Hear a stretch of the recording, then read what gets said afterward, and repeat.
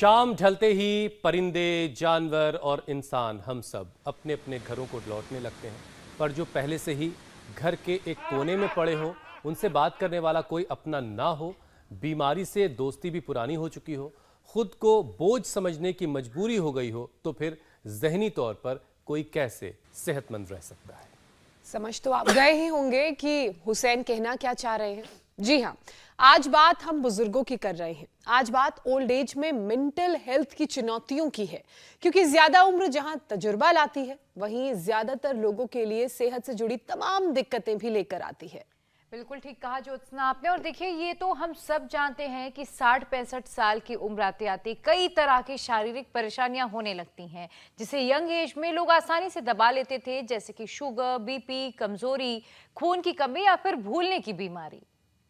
लेकिन बीतते वक्त के साथ साथ जो सबसे बड़ी दिक्कत आ रही है वो है मेंटल हेल्थ की, क्योंकि ओल्ड एज में अपनों की मौजूदगी के साथ पैसे चाहिए और इसकी वजह से स्ट्रेस, डिप्रेशन और एंजाइटी की शुरुआत होती है, जो धीरे धीरे खालीपन यानी एम्प्टीनेस सिंड्रोम में तब्दील हो जाती है।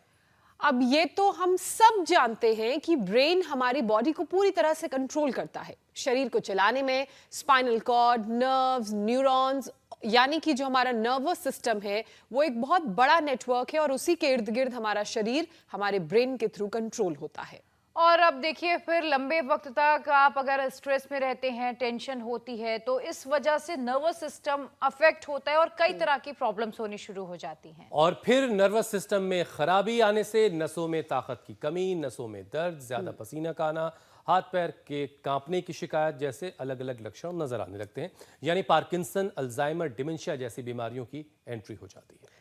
और ये परेशानी सिर्फ बुजुर्गों के साथ नहीं है। अगर मौजूदा वक्त की हम बात करें, हाल ही की बात करें, तो युवा जो हैं, जो यंग यूथ हैं, वो भी तमाम मानसिक परेशानियों से जूझ रहे हैं। एक आंकड़ा आपके सामने रख देती हूँ। देश में 14% लोगों को मेंटल हेल्थ सुधारने के लिए इंस्टेंट यानी कि तुरंत मदद की जरूरत है।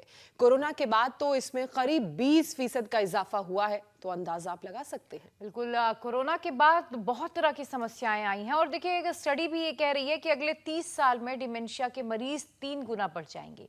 ऐसे में जरूरी है कि इस मामले को हमें गंभीरता से लेना होगा, पहले ही सावधान हो जाना चाहिए। और वैसे भी आज वर्ल्ड मेंटल हेल्थ डे है और बॉडी के साथ साथ ब्रेन की हेल्थ का ख्याल कैसे रखा जाए, ये आज हम स्वामी रामदेव से जानने वाले हैं। स्वामी जी हमारे साथ जुड़ भी चुके हैं। स्वामी जी, बहुत बहुत स्वागत है आपका। प्रणाम। स्वामी जी प्रणाम, बहुत बहुत स्वागत है। स्वामी जी, त्राटक तो आंखों के लिए है कि जहन के लिए भी है? बहुत बहुत प्रणाम आपको। ये त्राटक जो है, आज कई दिनों के बाद थोड़ा मौसम सुहाना हुआ है और ये त्राटक एकाग्रता बढ़ाने के लिए ध्यान के कई साधन हैं। उसमें त्राटक से धारणा, ध्यान, समाधि, संयम, प्रज्ञालोक अपने आप हमें प्राप्त हो जाता है, उपलब्ध हो जाता है। खुली आंखें रहती हैं, आंखों को बंद नहीं करते हैं, टकटकी लगा करके आंखों के समानांतर लगभग 2 फीट की दूरी पर दीपक को रखते हैं। दीपक का त्राटक, सूर्य का त्राटक, चंद्रमा का त्राटक, ये बाह्य त्राटक हैं। और आंखें बंद करके मूलाधार से सहस्रार तक, हृदय चक्र, आज्या चक्र आदि में आंतरिक त्राटक करते हैं।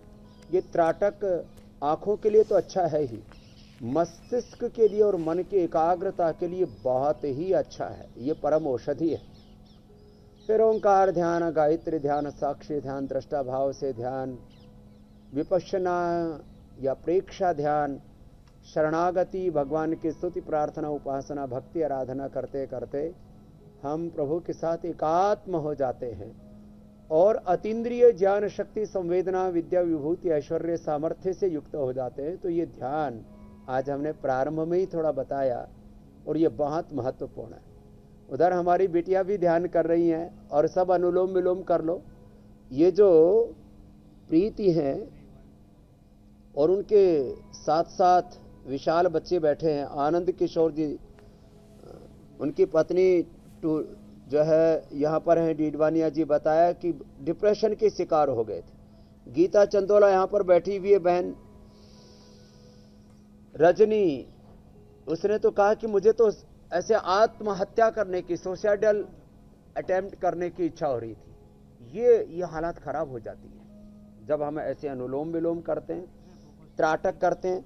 और जो कर सके मेरे साथ, आज मैं कहूंगा वो सूर्य नमस्कार कर लें। सूर्य नमस्कार कर लेंगे प्रीति जी, और ये दोनों स्वामी जी आपको अंगूठा दिखा रही हैं। ज्योत्सना नहीं, जी मेरे हुसैन। साथ शीर्षासन सर्वांगासन कर लेंगे। स्वामी जी हमारे पास दिया नहीं था, तो हमने जैसा आपने सिखाया है अंगूठे से ही त्राटक कर लिया। और हुसैन कह रहे हैं कि हम आपको अंगूठा दिखा रहे हैं। बिल्कुल नहीं।